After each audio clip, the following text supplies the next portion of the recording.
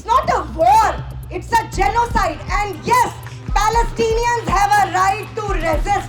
They have a right to strike back.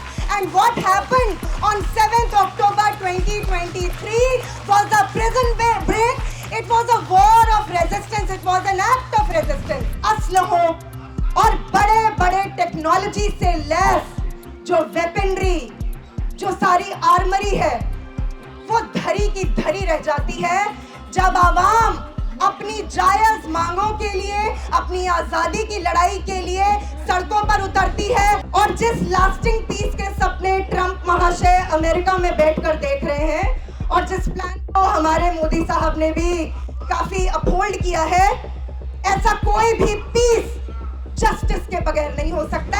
हमारे देश में इस वक्त जो हुकूमत कर रहे हैं फांसीवादी मोदी सरकार, राष्ट्रीय स्वयंसेवक संघ जिसके 100 साल पूरे हो चुके हैं, आजादी के तहरीक में, आजादी की जो लड़ाई थी उसमें शामिल होने के लिए बेचारे मोदी जी को, बेचारे अमित शाह जी को और इनके भाड़े के हिस्टोरियंस को हिस्ट्री रीराइट करनी पड़ रही है कि 7 अक्टूबर 2023 के बाद से वो वैसे वहां के सेटलर्स भाग रहे हैं अपनी कंट्रीज ऑफ ओरिजिन से, जैसे कि तमाम चूहे बिल छोड़कर भागते हैं extreme right wing lobby of Netanyahu. उसके लिए इस वक्त अपने पॉलिटिकल एग्जिस्टेंस का सवाल है कि इस जेनोसाइड को चलाते रहा जाए, क्योंकि उसके बाद तो वो भी नहीं बचने वाला है। हम सोचते थे कि दुनिया के तमाम मुल्क जाकर फिलिस्तीन को लिबरेट करेंगे, but it's other way around. It is Palestine which is liberating the humanity, which is liberating the world.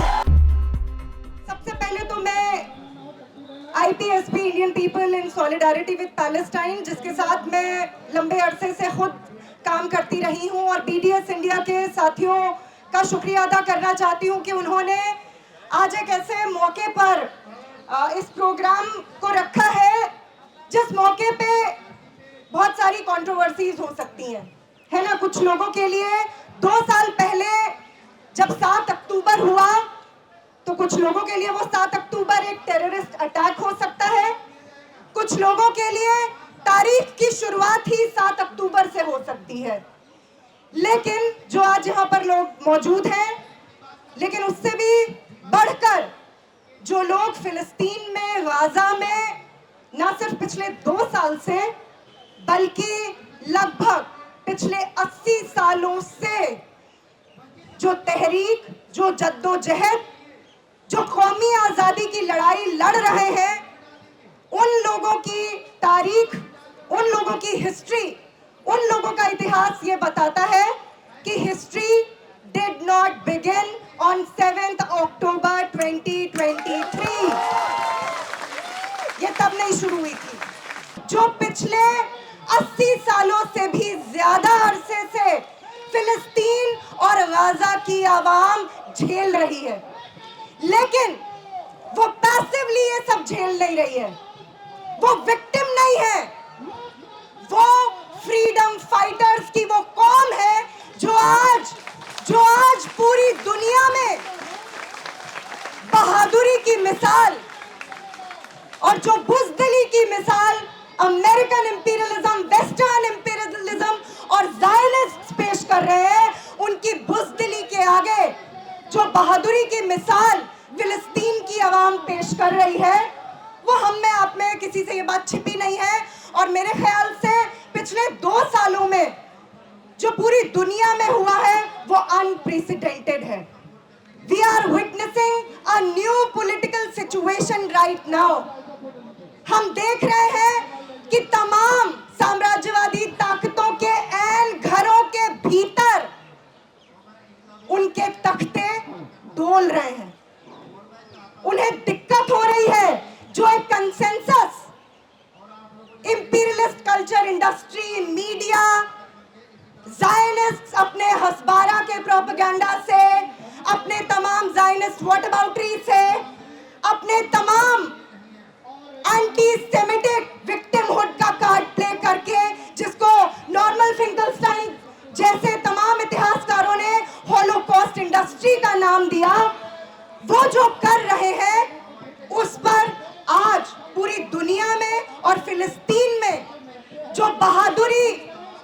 जो जज्बा और जिस तरीके के संघर्ष और तहरीक की मिसाल पेश हुई है, वो शायद ही आपको अतीत में कहीं देखने को मिले। मैं कुछ मुख्तसर सी बातें करूंगी क्योंकि बहुत सारी बातें आप लोगों के लिए रेपिटेशन है, लेकिन इनको अंडरलाइन करना जरूरी है। सबसे पहली बात, हमारे देश में इस वक्त जो हुकूमत कर रहे हैं फांसीवादी मोदी सरकार, राष्ट्रीय स्वयंसेवक संघ जिसके 100 साल पूरे हो चुके हैं और जिसके आजादी के तहरीक में, आजादी की जो लड़ाई थी उसमें शामिल होने के लिए बेचारे मोदी जी को, बेचारे अमित शाह जी को और इनके भाड़े के हिस्टोरियंस को हिस्ट्री रीराइट करनी पड़ रही है।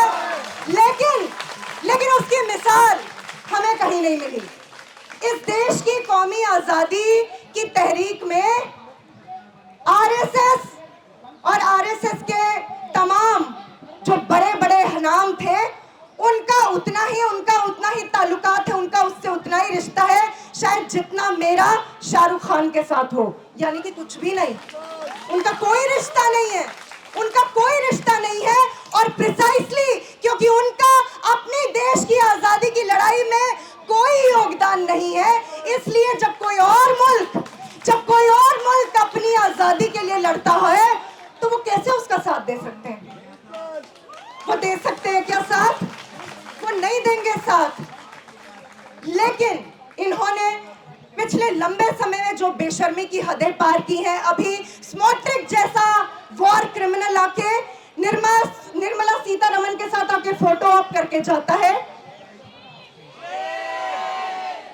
और हमारे fascists in power, Israeli settler colonial state को, जो कि mind you it's not a country, it's not a nation, it's a military checkpost funded, armed, supported by British imperialism before and US imperialism and other Western powers right now.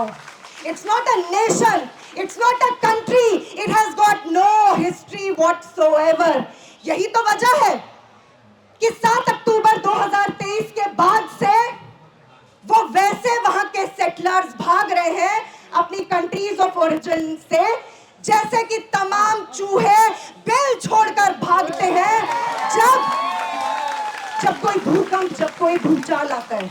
उनको अपने बिलों से निकल के आज उनको Poland, Russia, Germany, France, US, उनको वहां की याद आ रही है और उनसे ये पूछा जाना चाहिए कि वो डुअल सिटीजनशिप अभी भी क्यों रखते हैं।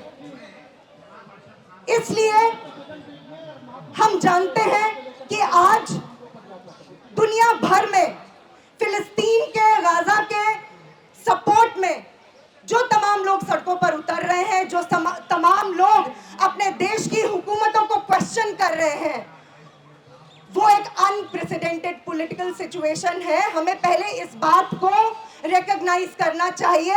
It's a shift. आज तमाम बुर्जुआ मीडिया, तमाम प्रोपेगेंडा इंडस्ट्री और हमारे देश की गोदी मीडिया भी वो नैरेटिव नहीं सेट कर पा रही है जो नैरेटिव वो सेट करना चाह रहे थे। अब जो बातें मैं कहना चाहती हूं, सबसे पहली बात, बिना इंसाफ के कोई अमन नहीं हो सकता है। Without justice there can be no peace. और जिस लास्टिंग पीस के सपने ट्रंप महाशय अमेरिका में बैठकर देख रहे हैं और जिस प्लान को हमारे मोदी साहब ने भी काफी अपहोल्ड किया है, ऐसा कोई भी पीस जस्टिस के बगैर नहीं हो सकता है। और जस्टिस क्या है? जस्टिस की दरकार क्या है? जस्टिस की दरकार ये है कि फिलिस्तीन फिलिस्तीनियों का है, जो वहां पर बस्ती बसाने के मकसद से सेटलर्स आए थे।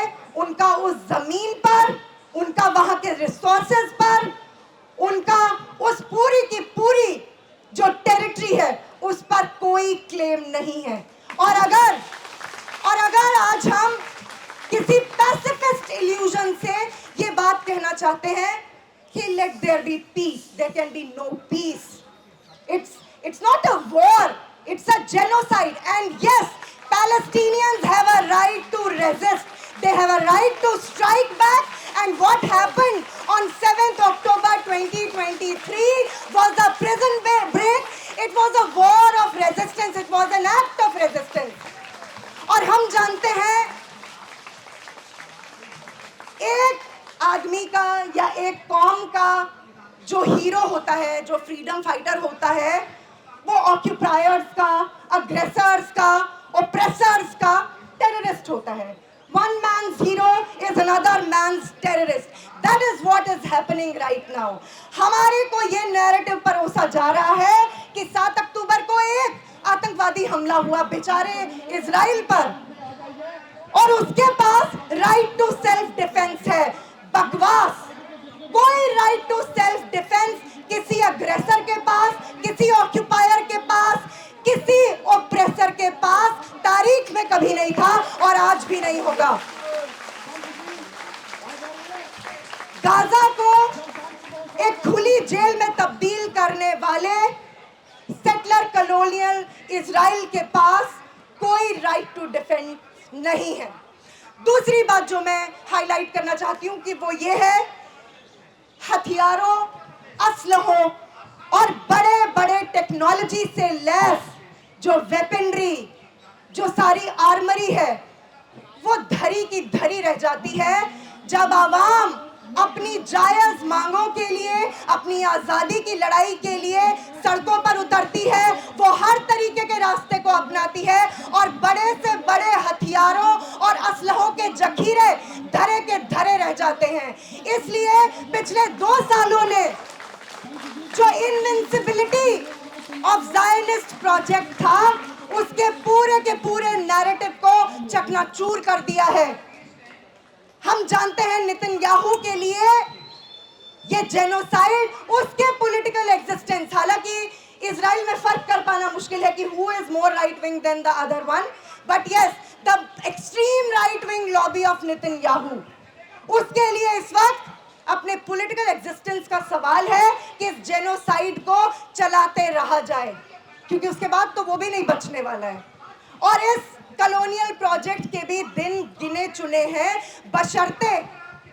बशर्ते कि हम सारे लोग इस बात की अहमियत को समझें कि आज जो ताकतें, और मुझसे पहले भी कई वक्ताओं ने इस बात को अंडरलाइन किया, जो ताकतें आज फिलिस्तीन में कत्लेआम कर रही हैं, जो ताकतें आज एथनिक क्लेंजिंग को अंजाम दे रही हैं, वो वही ताकतें हैं जिन्होंने 200 साल तक हमें भी गुलाम बनाए रखा था. तो अगर दुश्मन मुश्तरका था तो दुश्मन मुश्तरका है. It's a shared common enemy and the liberation of Palestine is the shared struggle for all of us. ये सिर्फ फिलिस्तीनियों का प्रोजेक्ट नहीं है, ये उनके नेशनल लिबरेशन का प्रोजेक्ट नहीं है. और इसी से मैं आखिरी बात पर आना चाहूंगी कि आज हम सोचते थे कि दुनिया के तमाम मुल्क जाकर फिलिस्तीन को लिबरेट करेंगे, but it's other way around. It is Palestine which is liberating the humanity, which is liberating the world. Look at what is happening in Europe right now. देखिए क्या हो रहा है, देखिए अमेरिका में क्या हो रहा है, देखिए हिंदुस्तान में क्या हो रहा है. अगर आज यूरोप में स्टूडेंट्स, यूरोप में common citizens and workers, Italy, Spain, France, आपको पता है इटली में डॉक वर्कर्स ने जनरल स्ट्राइक का कॉल दिया और अब वो पूरे नेशन वाइड स्ट्राइक में तब्दील हो चुकी. हम जानते हैं वो मिसालें शायद वियतनाम वॉर के टाइम पे देखने को मिली हो, शायद सिविल जो राइट्स मूवमेंट था अमेरिका का उसमें देखने को मिली हो, या 1968 के जो पेरिस में जहां से जिसका एपिसेंटर शुरू हुआ, वो सारी मिसालें आज हमें फिलिस्तीन की वजह से देखने को मिल रही हैं. और ये तमाम लोग और उन वेस्टर्न इंपीरियलिस्ट कंट्रीज की आवाम खुद अपने हुक्मरानों की कॉम्प्लिसिटी को देख रही है. उनका अथॉरिटेरियन चेहरा उसको सामने नजर आ रहा है, क्योंकि वो जो लिबरलिज्म का फसाड था, जो इंपीरियलिस्ट लूट और प्लंडर से पॉसिबल था, आज उस फसाड को वहां के हुक्मरानों को भी उतार कर फेंकना पड़ रहा है. एंड इट्स नॉट सरप्राइजिंग, अभी अमेरिका में एक पोल हुआ था जिसमें 64% of the young population said they supported Hamas. Not just Palestinian people fighting for it, they supported Hamas, which tells a lot. मैं खुद जिस आइडियोलॉजी से हमास बिलोंग करती है, मैं उस आइडियोलॉजी को अपहोल्ड नहीं करती हूँ, लेकिन आज फिलिस्तीनियों के मुक्ति संघर्ष को जो भी ताकतें लीड कर रही हैं, it is for them to decide. हमें उनका साथ देना है, हमें उसमें ये इंटरवेंशन नहीं करना है कि आपको लीड करने वाली ताकतें कौन हो. आज हमास से कल कोई और हो सकता है, but we should not forget it is the Palestinian people who are the real writers of history. ये वो हैं जिन्होंने इजरायली नाकेबंदी को 7 अक्टूबर 2023 को तोड़ दिया था. ये वो प्रिजन ब्रेक है जिसके बारे में शायद हमें ऑफिशियल मीडिया नहीं बताएगा, हमें हिस्ट्री के टेक्स्ट बुक्स नहीं बताएंगे, लेकिन हम जानते हैं कि वो कोई टेररिस्ट अटैक नहीं था. आज हिंदुस्तान की आवाम का फर्ज बनता है कि हम अपने फिलिस्तीन भाई बहनों, अपने साथियों के संघर्ष के साथ कंधे से कंधा मिलाकर खड़े हो. हम लोगों ने खुद गुलामी का वो दंश झेला है जिस गुलामी से और शायद उससे बदतर तरीके से फिलिस्तीन और वहां की जनता उसको झेल रही है.